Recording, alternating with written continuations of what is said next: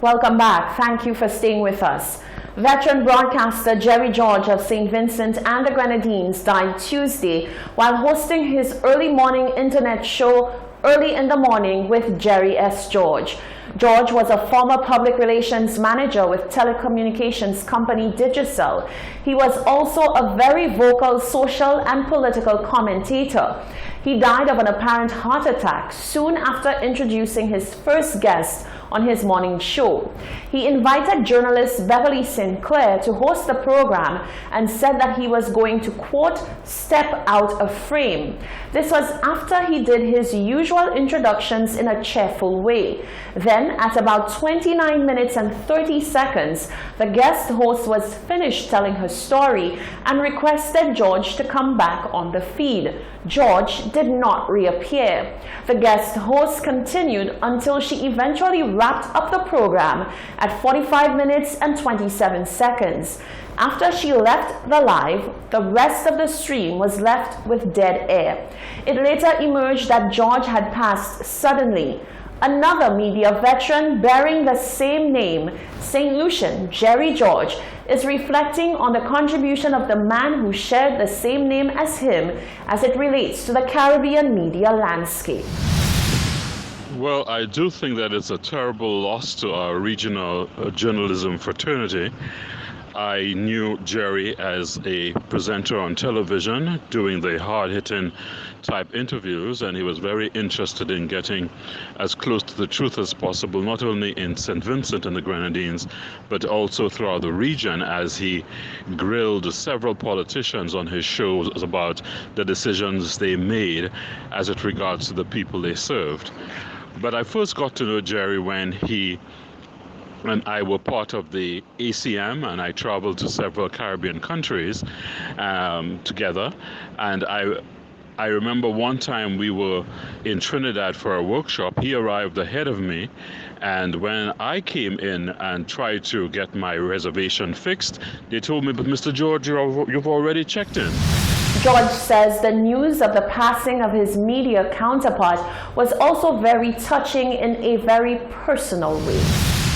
But also for me, sad, because many people were thinking it was me who had passed, and the outpouring of persons calling me the dead man is at one time funny, but at the same time, the outpouring of love that I got from people on hearing that I had passed was very, very touching for me. That was St. Lucian media veteran Jerry George. St. Lucia has recorded a total of 25 COVID-19 cases to date. 22 of these cases have fully recovered, and 3 patients remain in care at the respiratory hospital and are stable. The last confirmed case is an 86-year-old gentleman who is recovering well in care. All of his family members, friends, and healthcare workers disclosed to the contact tracing team have been screened and tested, and to date, the results have been negative. The health team continues to monitor and investigate the source of infection, which has yet to be determined. 2 other patients have recovered and do not have any symptoms of COVID-19. However, they still record positive COVID-19 test results. In other news, the head of the Methodist Church, Reverend Seth Ampadu, is calling for people to establish strong relationships with their families and churches so that they have somewhere to turn to when they begin feeling overwhelmed. His comments follow 2 recent cases of suspected suicide on island.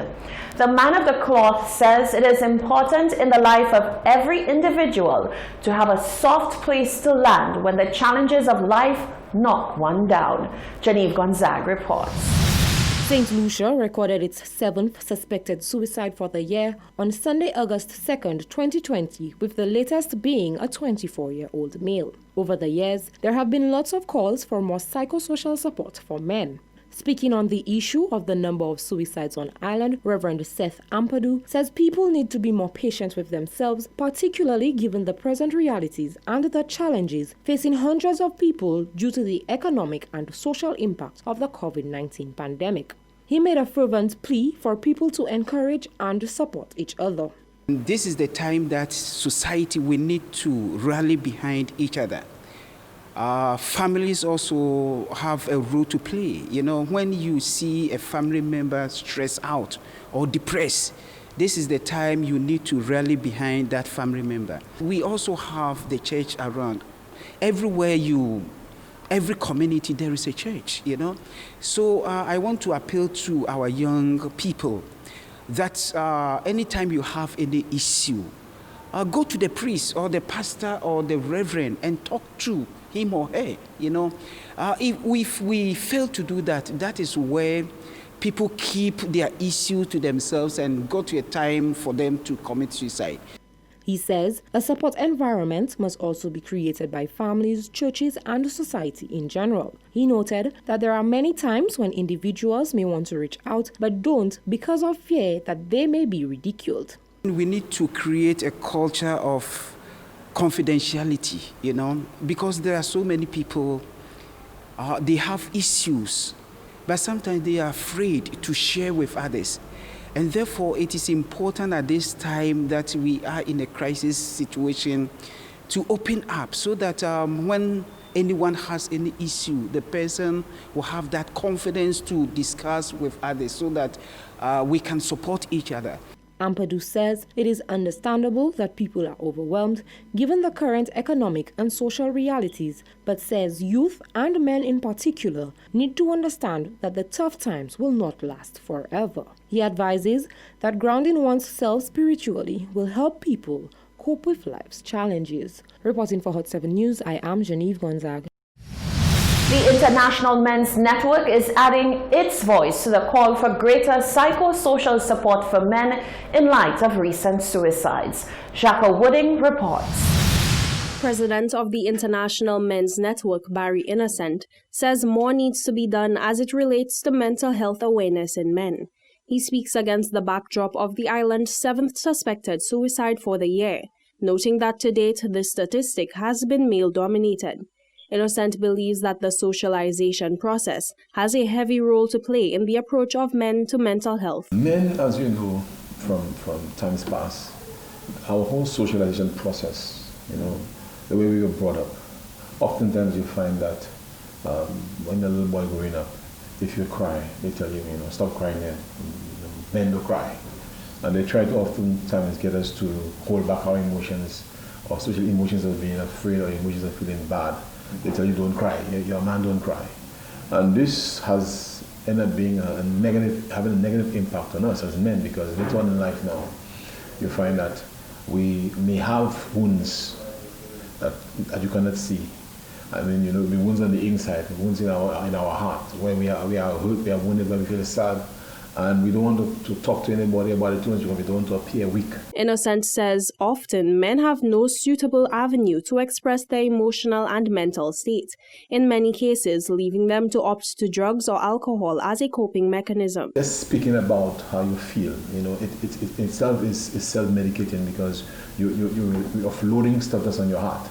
But because a lot of men don't often do that, you know, they can find themselves feeling depressed, you know, because they're sad, they feel sad, and they may try to drown it with alcohol, but alcohol will not always work. You know, it'll work for temporarily, but sometimes they just need emotional support. He urges men to utilize suitable technology for venting or expression when needed, noting that there are various apps and virtual mental health resources available to access under a state of anonymity. And if one is feeling suicidal urges, they are urged to contact the suicide hotline at 203. Jacques Winning, Hot 7 News. An industrial impasse may be brewing between the CSA and the government over a recent cabinet conclusion. CSA General Secretary Claude Paul says the association maintains its position that the conclusion should be reviewed and amended. The association has warned in a letter to the cabinet secretary that failure to do so will cause the CSA to take whatever steps it deems appropriate to rectify the situation. Having received a response from the Cabinet Secretary to their initial call for a review of Cabinet's Conclusion 855, the Civil Service Association has further issued an ultimatum to review and amend the conclusion. CSA General Secretary Claude Paul says, as interpreted by the CSA, this conclusion would inhibit all public sector promotions and appointments unless otherwise authorized by the Cabinet of Ministers. This, by his account, would be a violation of the Constitution as it relates to the mandate of the Public Service Commission. However, following claims by the Cabinet Secretary that the document is being misinterpreted, Paul says the CSA awaits clarification on the true nature of the conclusion. We were concerned that the wording of the Cabinet conclusion indicates that all appointments, transfers, etc. would be stopped except with the endorsement of Cabinet. So, in effect, that says that it's Cabinet who will make the appointments. So we're saying that this wording is offensive and, in fact, undermines the role of the Public Service Commission, which is a constitutional role. Cabinet cannot do that. And so we find it unacceptable, and we have asked them to at least amend it or rescind it. The Cabinet Secretary further indicated that it was the intention of Cabinet to deliberate the conclusion further before it was released to the public. The CABSEC claims that the document was leaked into the public domain by a public servant and called on the CSA to denounce such behavior. The CSA General Secretary questions why such an accusation is being made prior to the completion of investigations into the release of the document. He says various parties, including ministers themselves, all had means of releasing the document. When we read the Cabinet's response, or the response from the Cabinet Secretary, we were taken aback since he didn't address any of the concerns that we had.